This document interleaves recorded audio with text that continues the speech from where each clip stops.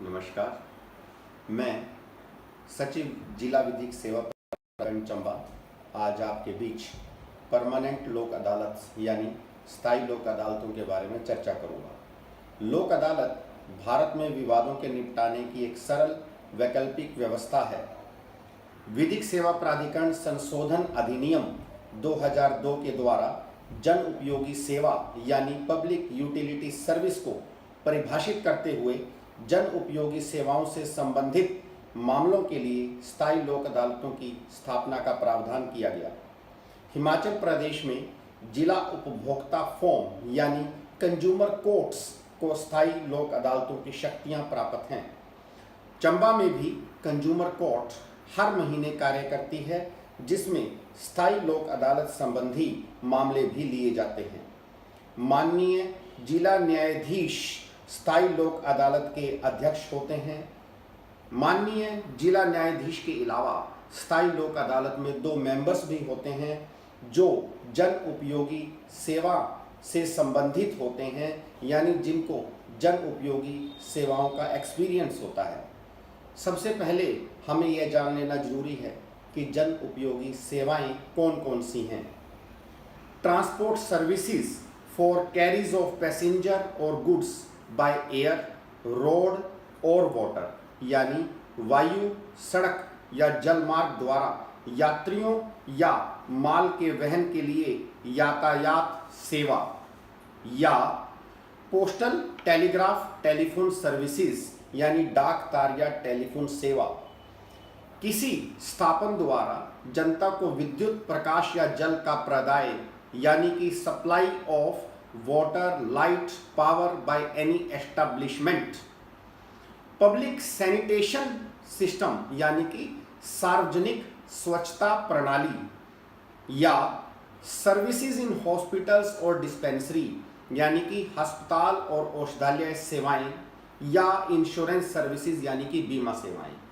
इनके अतिरिक्त जो मैंने अभी आपको ऊपर बताया, इनके अतिरिक्त सेंट्रल गवर्नमेंट और स्टेट गवर्नमेंट किसी भी सेवा को लोक उपयोगी सेवा घोषित कर सकती है। इन लोक उपयोगी सेवाओं से संबंधित अगर कोई डिस्प्यूट है, कोई भी मामला है, तो उसके समाधान के लिए जिनमें वादग्रस्त संपत्ति का मूल्य 10 लाख रुपए से कम हो, यानी कि ऐसी public services, public utility services जो मैंने आपको ऊपर बताया, जिसमें डिस्प्यूट अमाउंट की वैल्यू 10 लाख रुपए से कम हो, उन झगड़ों के निपटाने के लिए, विवाद को निपटाने के लिए किसी न्यायालय के समक्ष यानी किसी कोर्ट के समक्ष जाने से पहले कोई भी पार्टी, कोई भी पक्षधार उसे स्थायी लोक अदालत के सामने सिर्फ मात्र आवेदन करके ले जा सकता है।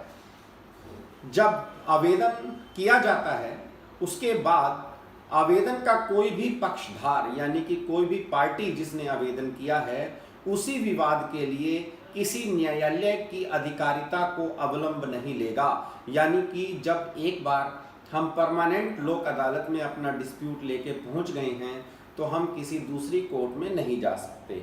आवेदन करने के बाद स्थायी लोक अदालत पार्टीज यानी पक्षधारों को लिखित कथन फाइल करने के आदेश देगी। पार्टीज कथन की अनुपूर्ति के लिए कोई दस्तावेज या साक्ष्य भी दे सकता है।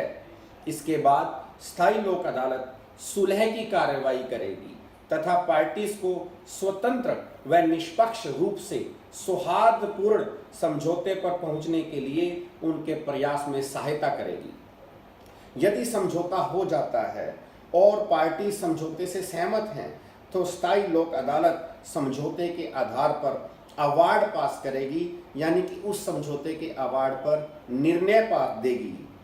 और यदि समझौता ना हो पाए, तो स्थायी लोक अदालत को यह शक्ति भी प्राप्त है कि स्थायी लोक अदालत उस केस का निपटारा साक्ष्य के आधार पर, यानी कि जो आपने साक्ष्य दिए हैं, जो आपने प्रूफ्स दिए हैं, जो आपने अपनी रिटर्न स्टेटमेंट्स दी हैं, अपनी प्लीडिंग्स दी हैं, उनके आधार पर जो परमानेंट लोक अदालत है उस केस का फैसला करेगी।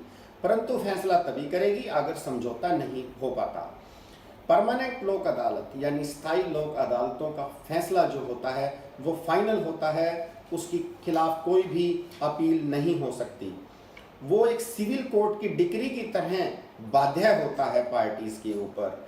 यदि जो निर्णय है वो जो स्थायी लोक अदालत में किया जाता है, अगर समझौते से निर्णय ना हो, अगर समझौते से बात ना बने, तो जो निर्णय परमानेंट लोक अदालत करेगी वो बहुमत के माध्यम से करेगी। बहुमत का माध्यम का मतलब कि जब एक जज साहब, डिस्ट्रिक्ट जज साहब हैं जो अध्यक्ष हैं परमानेंट लोक अदालत में, वह 2 मेंबर हैं, उनमें जो बहुमत होगा उसी आधार पर उस केस का फैसला किया जाएगा।